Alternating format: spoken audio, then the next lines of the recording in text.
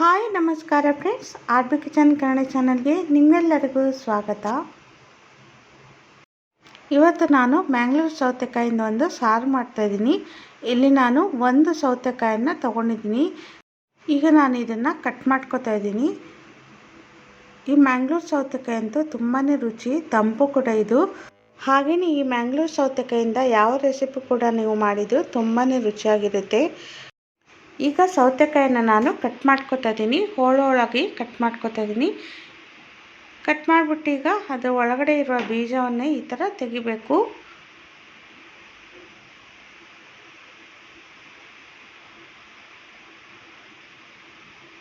ನೋಡಿ, ಈಗ ಬೀಜ ತೆಗೆದಾಯಿತು. ಈಗ ನಾನು ಚಿಕ್ಕ ಚಿಕ್ಕದಾಗಿ ಹೋಳು ಮಾಡಿಕೊಡ್ತಾ ಇದ್ದೀನಿ.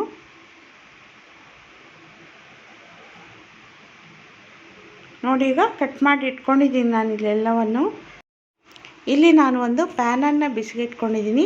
ಅದಕ್ಕೆ ನಾನು ಒಂದು 2 ಸ್ಪೂನಷ್ಟು ಎಣ್ಣೆ ಹಾಕ್ಕೋತಾ ಇದ್ದೀನಿ. ಎಣ್ಣೆ ಬಿಸಿ ಆದಮೇಲೆ ಒಂದು ಅರ್ಧ ಸ್ಪೂನಷ್ಟು ಸಾಸಿವೆ ಹಾಕ್ಕೋತಾ ಇದ್ದೀನಿ ನಾನು. ಸಾಸಿವೆ ಸಿಡಿದ್ಮೇಲೆ ಈಗ ನಾನು ಬೆಳ್ಳುಳ್ಳಿಯನ್ನು ಜಜ್ಜಿಬಿಟ್ಟು ಹಾಕ್ತಾಯಿದ್ದೀನಿ. ಬೆಳ್ಳುಳ್ಳಿ ಚೆನ್ನಾಗಿ ಫ್ರೈ ಆಗಬೇಕು. ಹಾಗೆಯೇ ಇದ್ರ ಜೊತೆ ನಾನು ಸ್ವಲ್ಪ ಕರಿಬೇವನ್ನು ಹಾಕ್ಕೋತಾ ಇದ್ದೀನಿ. ನೋಡಿ, ಈಗ ಬೆಳ್ಳುಳ್ಳಿ ಆಮೇಲೆ ಕರಿಬೇವು ಚೆನ್ನಾಗಿ ಫ್ರೈ ಆಗಿದೆ. ಈಗ ಕಟ್ ಮಾಡಿದಂಥ ಸೌತೆಕಾಯನ್ನು ಹಾಕ್ಕೋತಾ ಇದ್ದೀನಿ ನಾನು. ಈಗ ಚೆನ್ನಾಗಿ ಮಿಕ್ಸ್ ಮಾಡಿಬಿಟ್ಟು ಈಗ ರುಚಿಗೆ ತಕ್ಕಷ್ಟು ನಾನು ಉಪ್ಪು ಹಾಕ್ಕೋತಾ ಇದ್ದೀನಿ. ಹಾಗೆಯೇ ನಾನಿಲ್ಲಿ ಸ್ವಲ್ಪ ಬೆಲ್ಲ ಕೂಡ ಹಾಕ್ಕೋತಾ ಇದ್ದೀನಿ, 1 ತುಂಡಷ್ಟು. ಈಗ ಇದನ್ನು ಚೆನ್ನಾಗಿ ಮಿಕ್ಸ್ ಮಾಡ್ಕೋಬೇಕು. ಹಾಗೆಯೇ ಸ್ವಲ್ಪ ಹುಣಸೆ ಹಣ್ಣಿನ ನೀರನ್ನು ಕೂಡ ಇದಕ್ಕೆ ಮಿಕ್ಸ್ ಮಾಡ್ಕೋತಾ ಇದ್ದೀನಿ.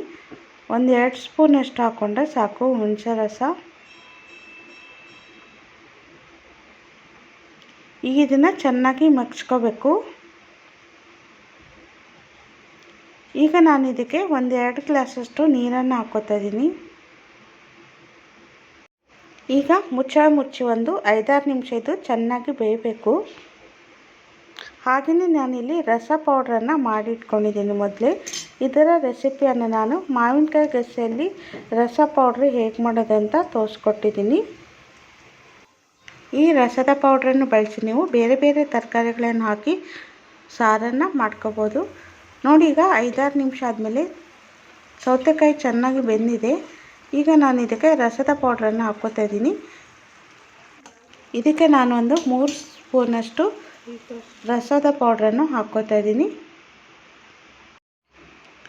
ರಸದ ಪೌಡ್ರನ್ನು ಹಾಕ್ಕೊಂಡು ಚೆನ್ನಾಗಿ ಮಿಕ್ಸ್ ಮಾಡ್ಕೋಬೇಕು.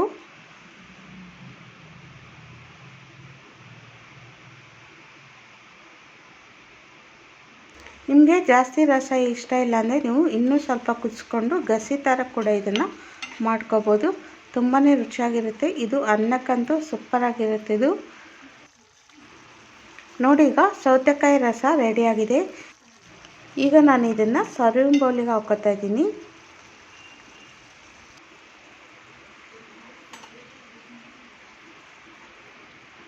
ನೋಡಿ ಫ್ರೆಂಡ್ಸ್, ಬಿಸಿ ಬಿಸಿಯಾದ ರುಚಿಯಾದ ಸೌತೆಕಾಯಿ ರಸ ರೆಡಿಯಾಗಿದೆ.